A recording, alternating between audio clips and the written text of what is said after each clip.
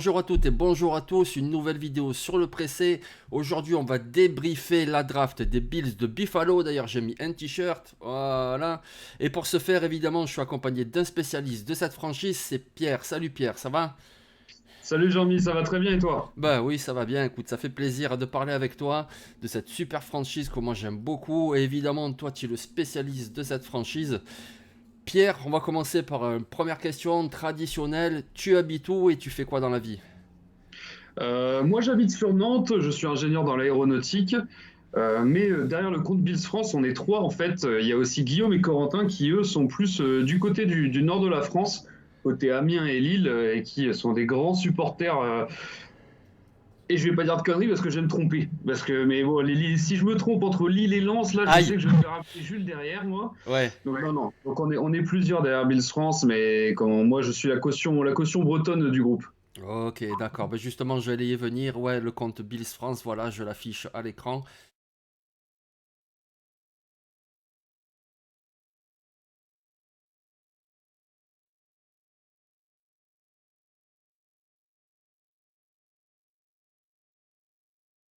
Donc c'est le compte vraiment que vous devez suivre si vous voulez suivre l'actualité de tous des Bills. Voilà, que ce soit pendant la draft, que ce soit pendant la free agency, que ce soit pendant la saison. Voilà, il y a toutes les infos qui sont relayées, non seulement sur des tweets, mais vous faites également des spaces, il me semble. Tout à fait. Pendant la saison, c'est quasiment tous les mercredis soirs.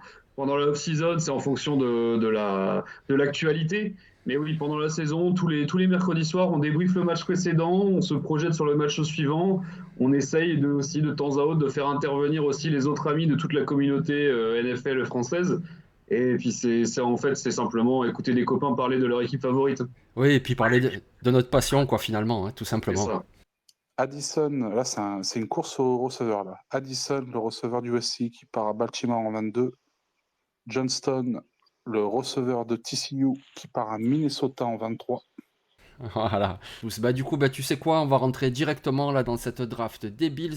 Et donc au premier tour, vous avez fait un léger trade up pour monter au premier tour. Et finalement, moi, ça m'a un petit peu surpris, même si c'est un très bon joueur, on va en parler, mais un Titan. Ah ouais. Donc au premier tour, vous avez pris Dalton Kincaid, le Titan de Utah. Qu'est-ce que tu en penses? Comme toi, un peu surpris à première vue.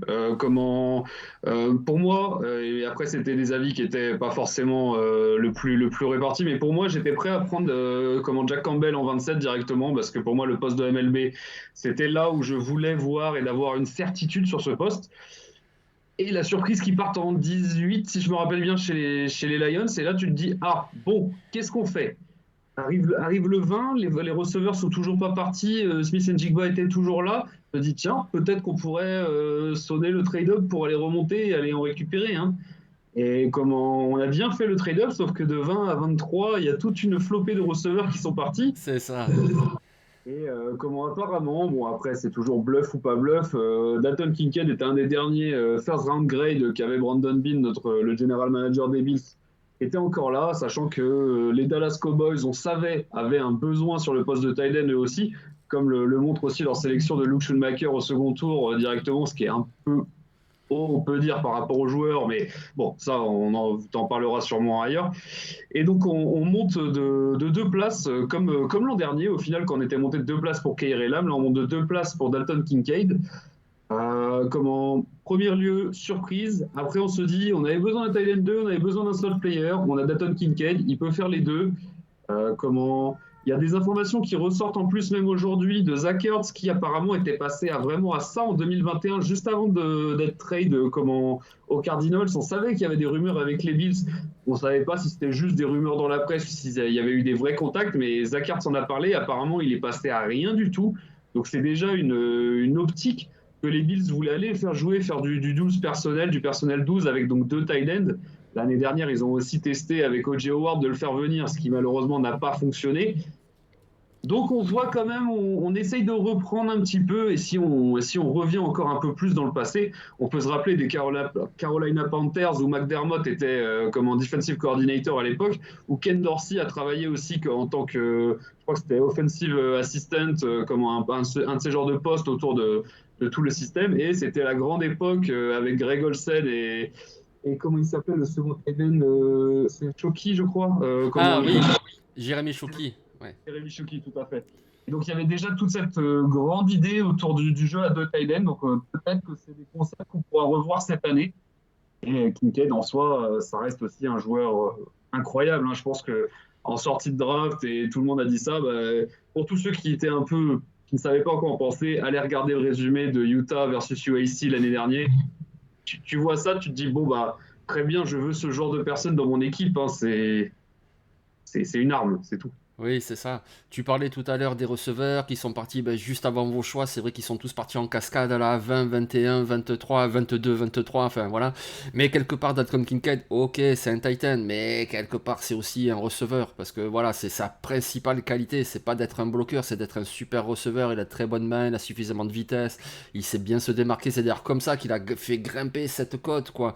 Parce que déjà l'année dernière, on l'avait vu, mais franchement, avant la saison, on pensait que ça serait un Titan, voilà, peut-être au troisième ou au quatrième tour. Et puis non, il a fait une superbe saison, il a fait un très bon draft process, mais c'est surtout pour cette qualité-là. Et donc bon, quand tu as un quarterback de la qualité de Josh Allen, bah oui, c'est sûr quelque part. Tu vois, tu pensais à Campbell pour combler un besoin, mais quelque part là, tu renforces une force, puisqu'il y a déjà du Diggs, il y a déjà du Knox, etc. Mais tu renforces encore cette force pour le jeu aérien, et quelque part, moi, ça me paraît malin quand même. Hein. C'est ça. Et au final, le besoin principal au final des Bills, c'est empêcher que Josh Allen prenne des coups.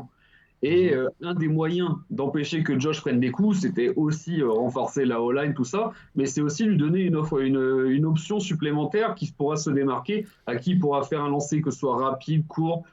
Enfin, il y a plein d'options pour lui permettre de justement pouvoir avoir le choix, choisir ce qu'il veut faire et aller vers du mieux et moins de risques pour Josh, qui est, bah, ça reste notre franchise quarterback. Il faut le garder en vie et en bonne santé. Oui, mais d'ailleurs, c'est une très bonne réflexion que tu fais, effectivement, la protection du quarterback, évidemment, la ligne offensive, d'ailleurs, on va en parler juste après, mais comme tu dis, effectivement, voilà, plus il a de solutions, plus il a de cibles, plus il y a de joueurs, ben, du coup, il va lancer le plus vite possible, et du coup, ben, voilà, il prend moins de coups. Oh, ouais, très bonne réflexion. Ben, écoute, en même temps, ça nous fait la transition, puisqu'avec votre choix du deuxième tour, vous avez récupéré un joueur.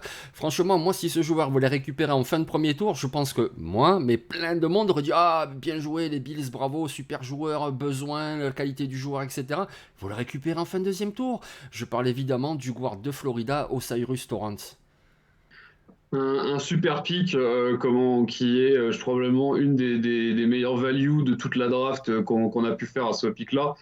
Comme tu le disais, moi je sais que jusqu'à la free agency, c'était le mec que je moquais à chaque fois en 27 aux Bills, à chaque fois. Et je sais même que j'en ai parlé, que ce soit sur les premières murs que vous avez fait chez TDA ou chez les amis TTP, à chaque fois je leur disais non les gars, je veux un OLL, je veux Osiris Torrance, il me faut un vrai guard. On a signé, quand on avait signé Connor McGovern des Dallas Cowboys à la free agency, du coup le besoin de intérieur line, on s'est dit bon, c'est peut-être plus le besoin prioritaire. Et là, on se retrouve là. On se retrouve avec un choix du riche parce que on a Connor McGovern, on a signé David Edwards aussi, comment tu nous l'avais fait remarquer, de l'ancien des Rams. On a Ike Bodger qui est un joueur qui est beaucoup apprécié, qui a joué gauche, à droite, au centre. On a toujours Ryan Bates qu'on a signé il y a 2 ans, enfin il y a 1 an qui a terminé sa première année de contrat, qui lui reste 3 ans de contrat. Donc on arrive avec un pool de joueurs sur l'intérieur O-line vraiment qualitatif. On ne sait pas encore si du coup il y aura un trade ou si peut-être Ryan Bates sera le 6e O-line le plus performant de la ligue quasiment. Mais on va avoir quelque chose qui était une faiblesse l'année dernière avec Roger Saffold qui, je ne vais pas dire peu à son âme, mais bon, son niveau de jeu, lui, il est mort. Hein, et Spencer Brown qui a eu du mal aussi. Et donc là, on arrive avec peut-être une solidité un peu plus renforcée parce que Osiris Torrance n'a pas concédé un seul sac sur toute sa carrière NCAA. Une carrière que ce soit Rajin Kajin avec Louisiana ou à Florida avec Napier, quand il a suivi Napier, qui est incroyable.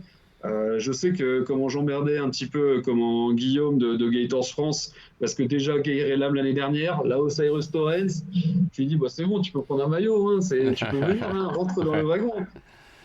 Non, super pic, très content. Ah oui, franchement. Et puis de toute façon, pour qu'est-ce qui va se passer, à mon avis, ben, peut-être qu'ils vont sans doute même attendre le camp d'entraînement, puis voir comment ça se passe, parce que Osiris Torrance, il paraît prêt à jouer dès maintenant, mais après, c'est quand même un rookie, on sait jamais. Donc je pense que le camp d'entraînement, et tu vois comment ça se passe. Et suivant comment ça se passe, effectivement, de toute façon, dans la ligue, il y a toujours des franchises qui ont besoin de lineman, et c'est à ce moment-là que peut-être tu pourras récupérer un petit quelque chose pour un Betts ou pour un autre joueur comme ça, et puis voilà, ça dépend de son développement.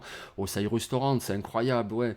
Il a fait une superbe saison, comme tu l'as dit, il a conseillé aucun sac. Moi, je me rappelle où il m'avait vraiment impressionné, c'est quand j'avais regardé le match contre Georgia et comme il avait dominé Jalen Carter, c'était incroyable. Sur quelques jeux, Jalen Carter avait réussi à passer, à faire ce qu'il sait très bien faire, mais sur la plupart des jeux, c'était Ouais, sur la Osiris Torrance globalité. qui le contenait, qui le repoussait, qui l'empêchait de faire. C'était incroyable. En garde droit, il avait dominé totalement ce match et voilà, c'est vraiment un super méga joueur. Là aussi, pour Josh Allen, le premier tour, Kincaid le Titan, là tu lui rajoutes un garde.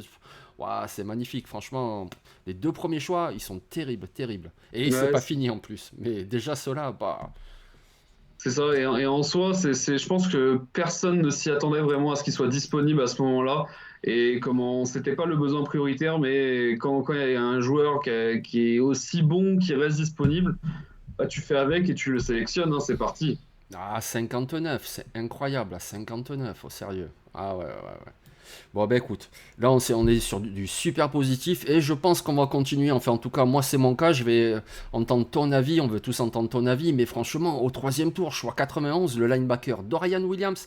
Ah, mais c'est incroyable. Je veux dire, Dorian Williams, il a fait les deux dernières saisons avec Tulane. Elles ont été fantastiques. Celle-là, particulièrement.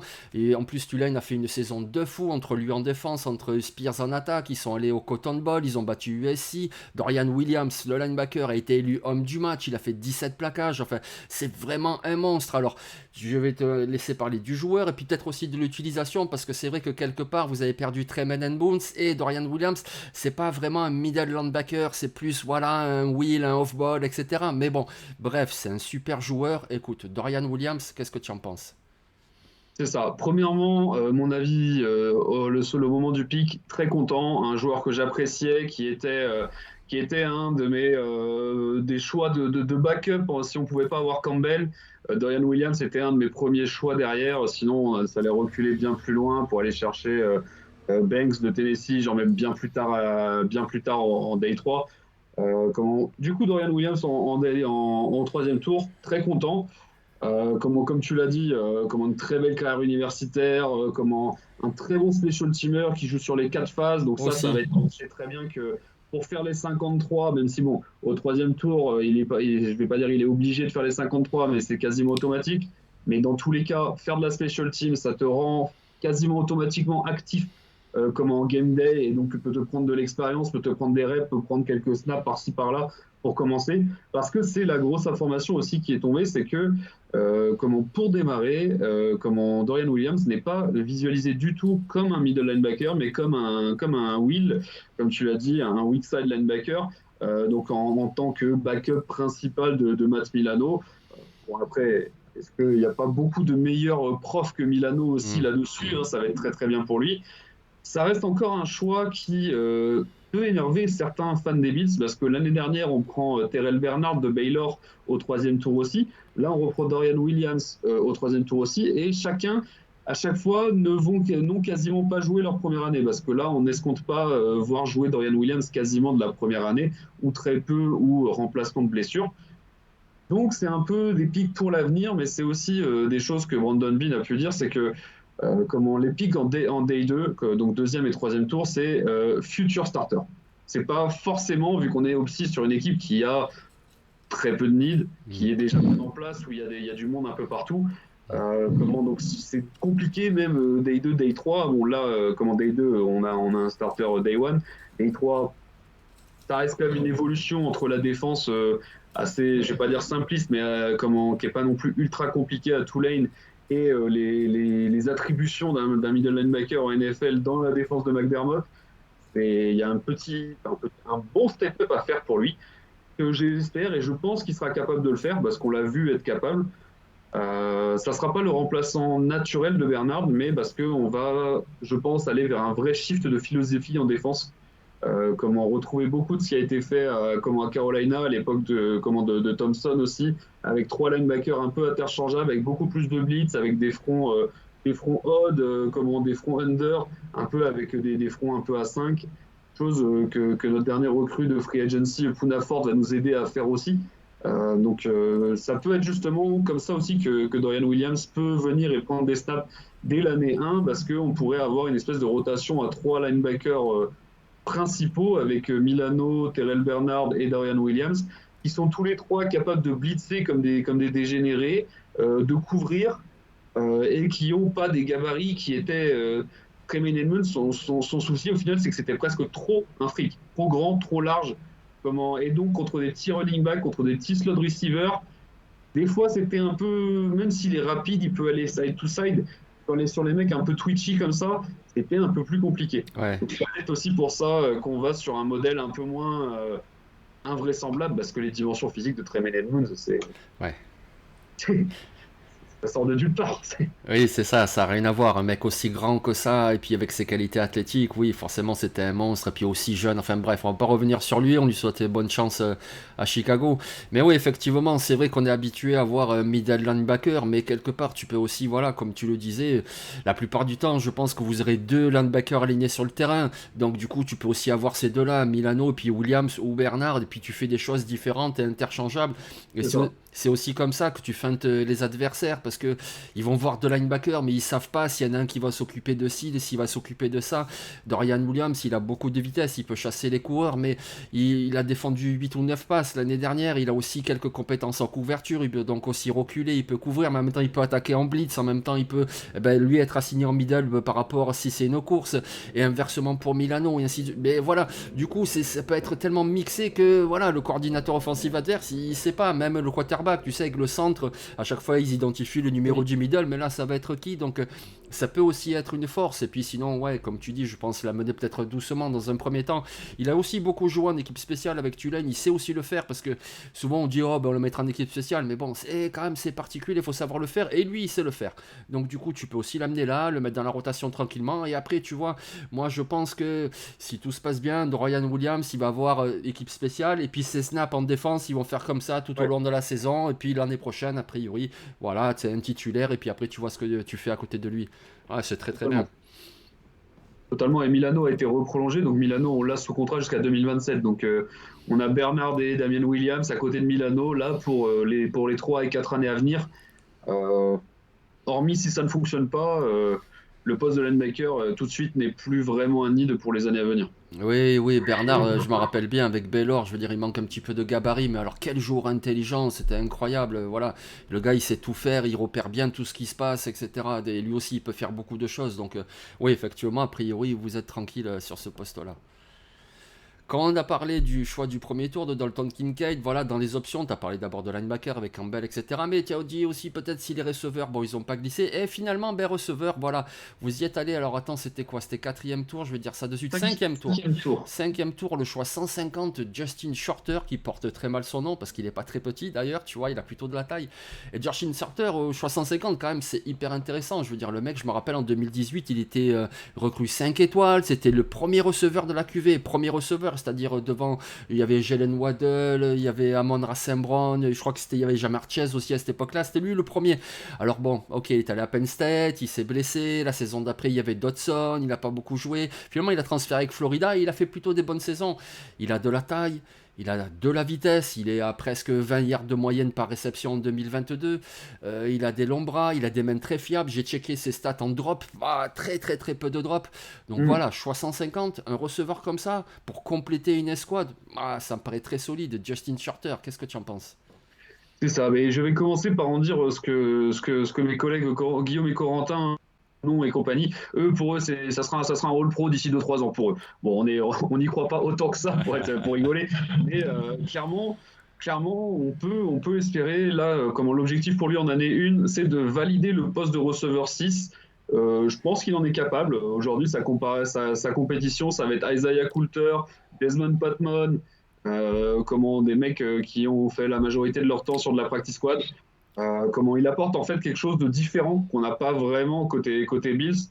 C'est un mec qui est quand même relativement rapide, il a 4,55 sur le 40. Donc, pour un mec de sa stature, de son gabarit, ça reste tout à fait raisonnable. C'est clair que bon, son arbre de tracé, c'est limité, on va pas se mentir, mais bon, c'est un vrai jump baller, un mec qui peut aller chercher les balles dans les 50-50. Ça peut être intéressant aussi pour compléter ce qu'on a, que ce soit entre Diggs, Davis, Shakir, Kincaid, Knox. Comment on a récupéré Deontay Harty aussi et Trent Sherfield à la free agency. Donc on a une receiver room qui manque peut-être un poil de star power, mais qui en termes de variété de skill set devient très intéressante. Et maintenant c'est vraiment à Dorsey, notre coordinateur offensif, de faire en sorte de maximiser tous ses talents et de faire se développer Shorter, parce que il y a aussi le fait que Gabriel Davis lui rentre en dernière année de contrat. Est-ce que ça peut être la continuité? Je pense pas que Shorter sera capable d'être receveur 2 dès l'année prochaine, loin de là. Mais il peut apporter et être dans une rotation plus importante au fur et à mesure que les années avancent. Ça peut être un bel objectif pour lui. Oui, aussi, parce que Gabe Davis, on le voit bien, c'est vraiment un super joueur, ce Gabe Davis, mais je trouve qu'il manque un petit peu de constance, c'est-à-dire qu'il va te sortir un putain de match à 3 touchdowns, etc., machin, et puis les 2 matchs d'après, bah, c'est plutôt moyen, puis après il refait un truc de fou, et je pense que ça complète bien aussi. Tu vois, tu parlais de Shorter en disant il est peut-être pas hyper complet, même son arbre de tracé, etc., mais en même temps, vous cherchez pas un numéro 1, vous l'avez déjà avec Diggs, le numéro 2, bah, il y a déjà Davis, le Shakir, je me rappelle très bien de lui l'année dernière, je l'ai pas trop vu cette année, peut-être que tu vas m'en dire un petit mot là avec les Bills, mais l'année dernière déjà je sais que c'est un bon coureur de tracé, donc quelque part voilà, c'est ça, vous avez plus besoin d'un numéro 4, d'un numéro 5, et donc ben voilà, ça va être ça Shorter, sa saison rookie, puis plus après s'il y a développement. C'est ça. Ouais, non, Shakir peut très peu impliquer début de saison. On l'avait vu en pré-saison avec des très beaux shows, très belles choses. Il y a eu quelques très beaux catchs, mais vraiment très peu impliqué tout au long de la saison. Et par contre, il a été impliqué en playoff. Genre, je crois qu'il a, entre week 17 et les playoffs, je crois qu'il a 20 targets sur les 4 derniers matchs. On a vu la progression quand même. Donc, non, non. Et puis moi, c'est un joueur que j'ai beaucoup aimé l'année dernière, qui on espère beaucoup, parce que il a l'air de rien, mais il est bon partout. C'est un petit gars qu'on aime. Ouais, mais c'est ça exactement. Khalil Shakir, il est pas très grand, il est pas costaud. Quand tu rates son temps sur le 40, c'est pas une flèche non plus. Mais bon, voilà, tout le monde se rappelle de lui, ce qu'il a fait à l'université. Il était tout le temps démarqué, tout le temps il attrapait les ballons, tout le temps il faisait bouger les chaînes, tout le temps il marquait. Enfin, c'est vraiment un super receveur.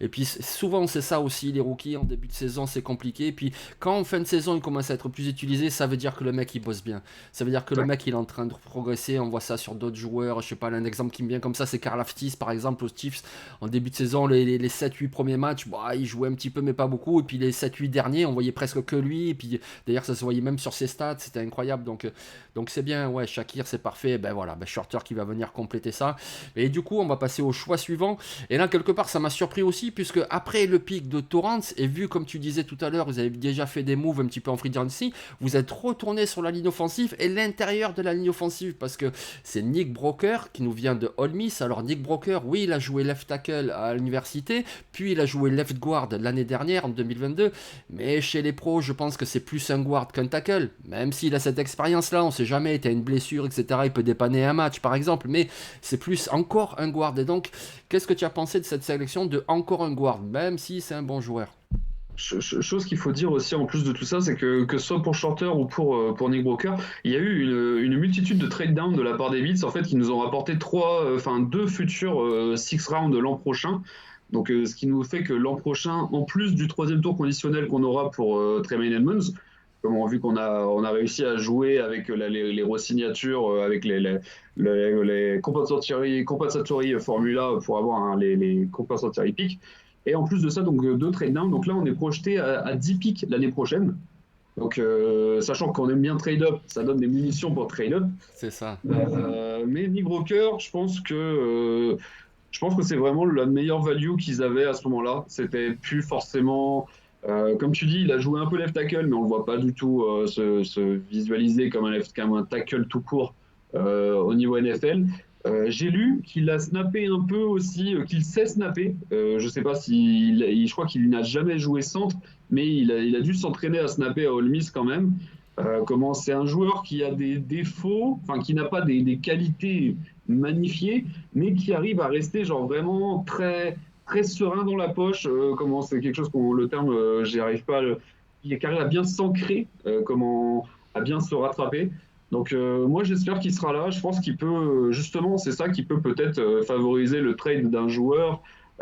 Mais là, c'est vraiment, je pense, ça sera le dernier all-line, le 10e all-line des 53, celui le developmental all-line, parce que on pourrait sinon le garder sur la practice squad, littéralement, parce que c'est un très beau prospect à développer en termes de perennial backup guard, quelqu'un qui sera backup pendant toute sa carrière. Pour un 7e tour, c'est cadeau.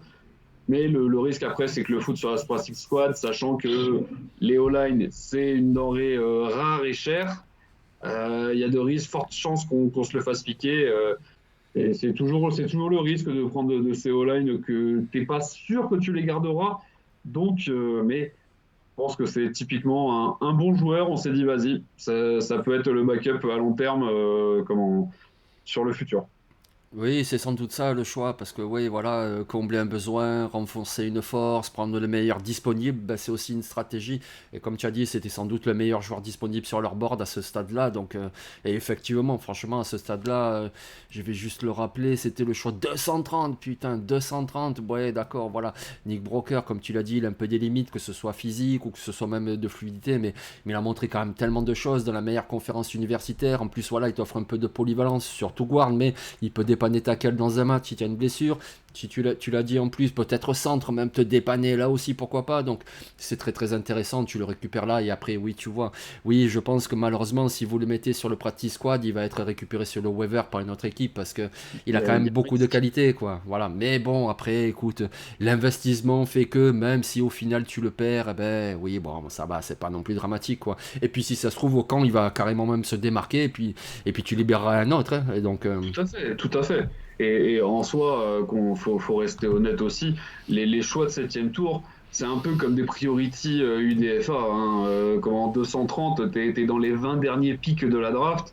C'est quasiment du priority UDFA. Hein, je veux pas qu'il y ait le risque que quelqu'un d'autre te prenne en UDFA, donc viens, et puis vas-y.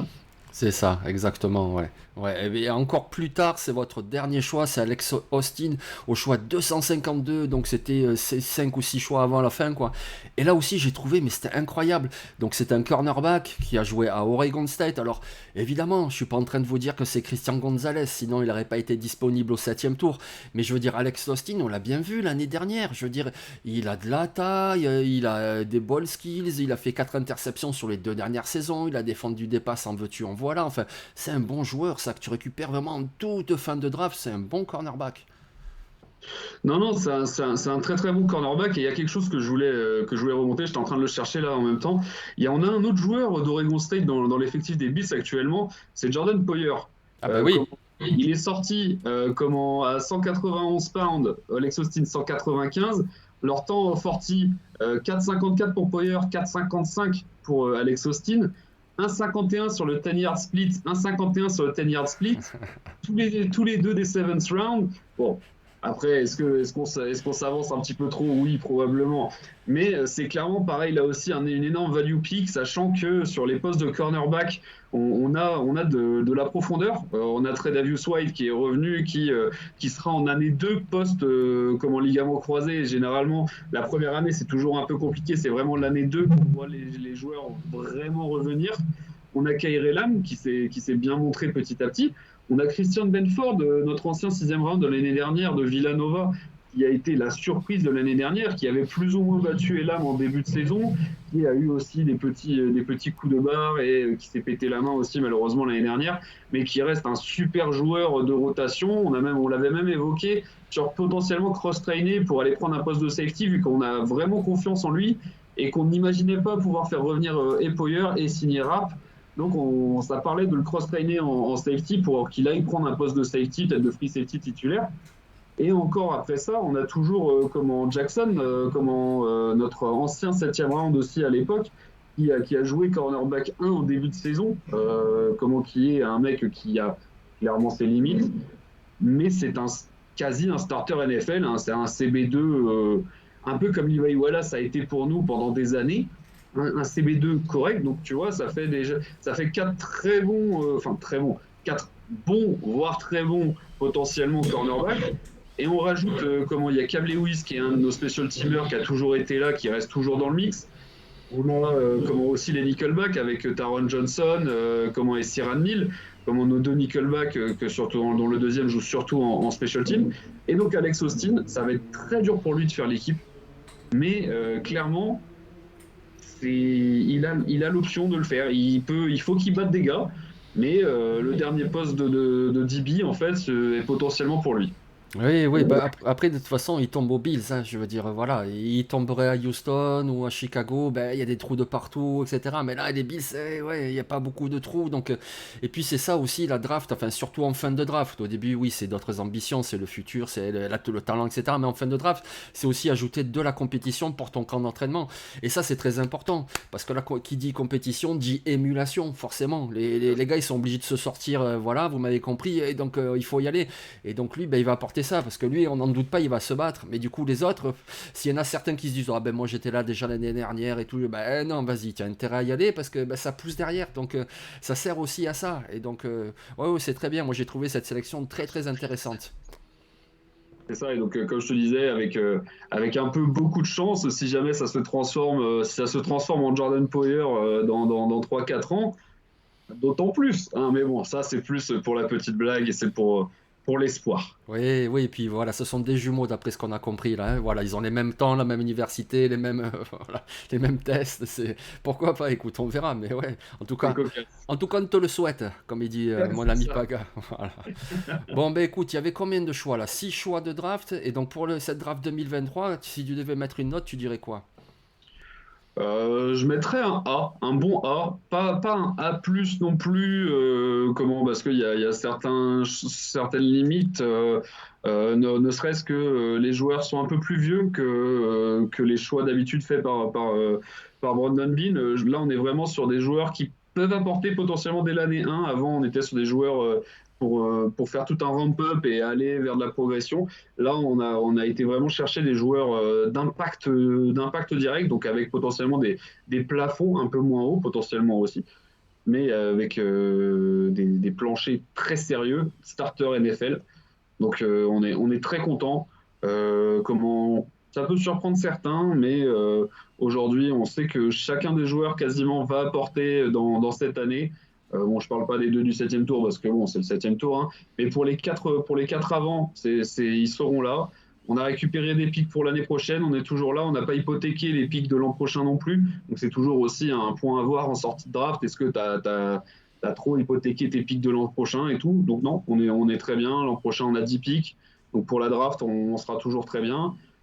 L'équipe n'a pas de vrai problème en sortie de draft. On a même récupéré je ne sais pas quand est-ce que tu sortiras ce petit podcast, mais on a récupéré Latavius Murray et Poona Ford aussi en sortie de draft en tant que FA qui ne compte plus dans les combats de Satellite Pick.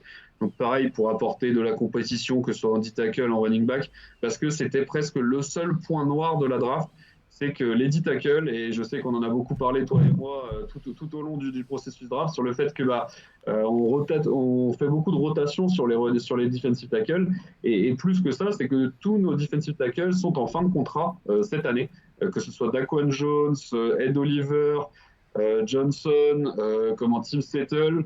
Là, Poona Ford vient de signer un contrat d'1 an aussi. Mais Brandon Beane s'en est expliqué et a dit que la valeur des joueurs n'était jamais là au moment des pics pour choisir des defensive tackles, parce que c'était aussi des choix potentiels à plusieurs pics, mais pas selon l'évaluation des Bills.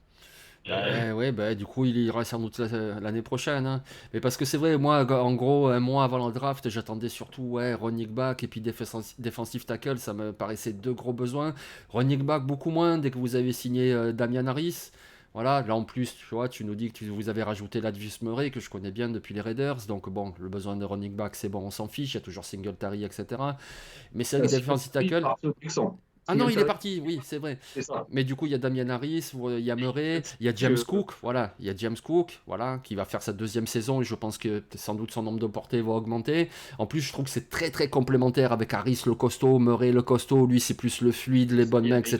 Il est toujours là aussi. Heinz, bah voilà, bah du coup, t'en as 2 fluides et 2 costauds, donc c'est bon. Le Euh, running back, on n'en parle plus. Ouais, defensive tackle, peut-être j'attendais, mais c'est vrai que si vous amenez là du Ford, et puis après, bah, vous verrez l'année prochaine qui tu signes, qui tu laisses partir, et puis qui tu draftes aussi, sans doute, hein. c'est ça, c'est ça. Donc ouais, moi je te rejoins aussi tout à fait, je vais pas mettre une note, c'était à toi de la mettre, mais franchement, je suis d'accord avec ta note. Déjà, les 3 premiers choix, je les trouve terribles, donc ouais, c'est une très très belle draft. Bon, Non, on ben, est très... bah écoute, merci Pierre, merci beaucoup pour vraiment ces précisions de quelqu'un qui suit vraiment cette franchise. Et si Avec tu veux plaisir. bien, je te propose de terminer ce podcast avec un petit jeu, un petit quiz, une question. Voilà, c'est un qui suis-je. Je vais te donner 4 indices sur un joueur et tu vas devoir retrouver de qui on parle. C'est un joueur très très connu, etc. Il n'y a pas de souci. Allez, on va jouer tous ensemble et on va voir ce que ça donne. Donc ce joueur, son frère joue au même poste que lui à l'université. Deuxième indice, ce joueur a été choisi dans le top 5 de la draft 2020. 2020, quel draft c'était déjà cette draft 2020? Euh, Ok.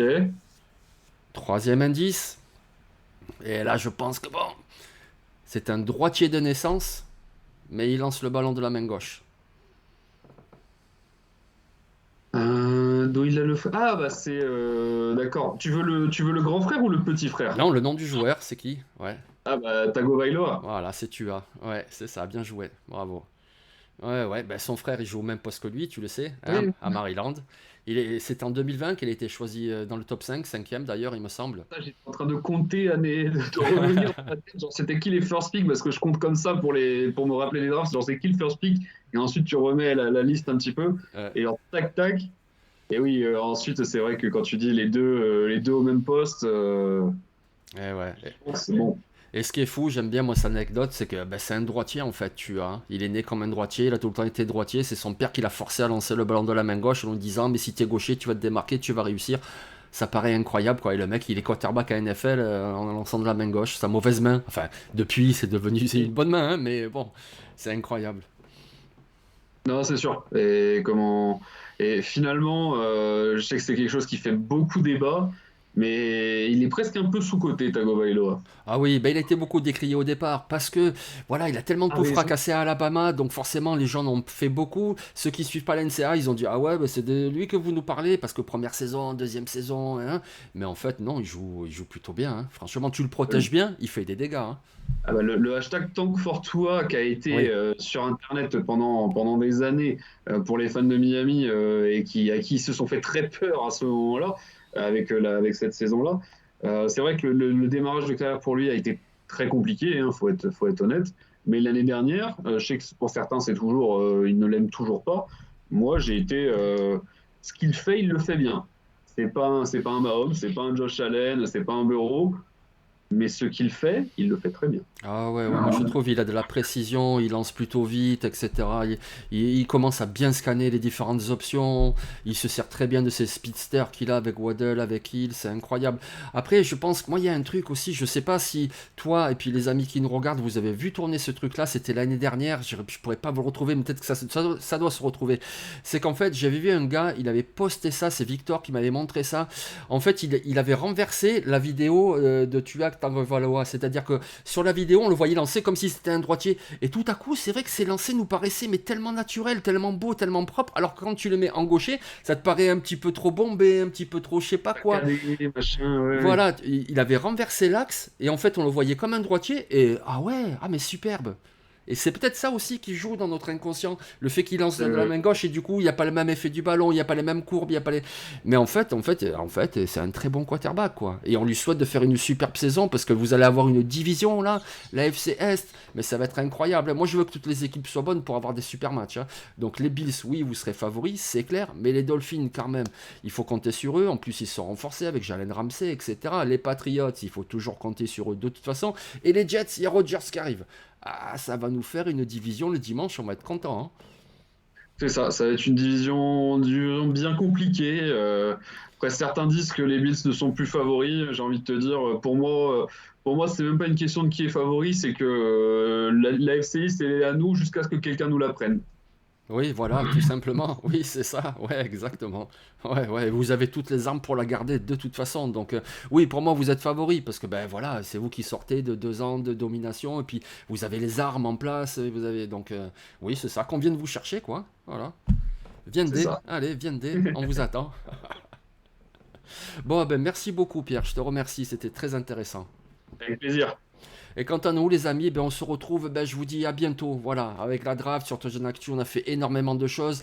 Là, j'avais envie de faire un petit peu des vidéos de débrief avec un spécialiste d'une franchise. Donc voilà, j'en ai fait 8. C'était la 8e aujourd'hui avec Pierre.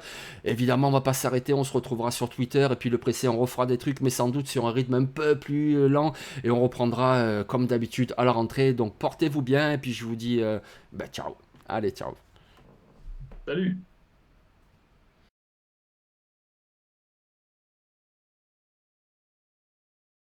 Tac, ah, merde, je me suis pas coiffé.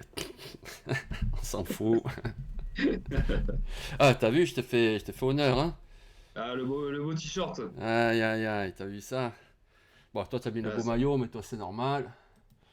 numéro 88, Dawson Knox, hein. En même temps, faut représenter les Thaïlandais un petit peu, je pense qu'on va en parler. Oui, ben oui, on va commencer même par ça, hein, donc, ouais, ouais, ouais.